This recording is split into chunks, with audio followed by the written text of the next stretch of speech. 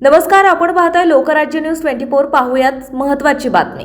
सेवानिवृत्त 87 वर्षीय मेजरच्या धनादेश पुस्तकाची चोरी करून 1,11,93,000चा आर्थिक गंडा घातला असून काम करणाऱ्या केअरटेकरने साथीदाराच्या मदतीने हा प्रकार केलाय। पेन्शन काढताना खात्यातील पैसे कमी झाल्याचे निदर्शनास आल्यानंतर मेजर यांनी बँकेला कळवले होते। त्यानुसार केअरटेकरचा साथीदार सुप्रीत सिंग भूपेंद्र कंडारिया वय 39 राहणार कोथरूड याला अटक केली असून केअरटेकर राज शहासह इतरांविरुद्ध गुन्हा दाखल केला आहे। या प्रकरणी सेवानिवृत्त मेजर बोमन इरुषा अमारिया वय 87 यांनी फिर्याद दिली असून हा प्रकार मार्च 2025 ते 28 जानेवारी दरम्यान घडला।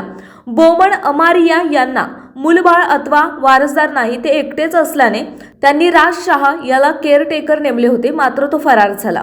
त्यावेळी त्याने बोमन यांचे धनादेश पुस्तक लंपास केले। काही काळाने ते वृद्धाश्रमात राहायला गेले।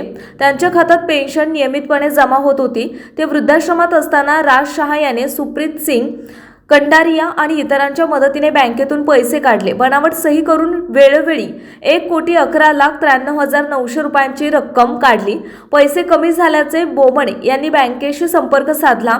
त्यांनी सांगितले की जर कोणी माझ्या धनादेशाद्वारे पैसे काढण्यास आला तर तुम्ही ही माहिती मला किंवा पोलिसांना द्या।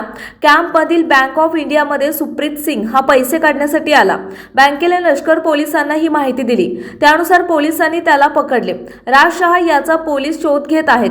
शहाला बोमन यांच्या बँक खात्याची सर्व माहिती होती। त्याने धनादेशावर बोमन यांच्या सह्या अगोदरच घेऊन ठेवल्या असाव्यात किंवा बनावट सह्या केल्या असाव्यात असा अंदाज आहे।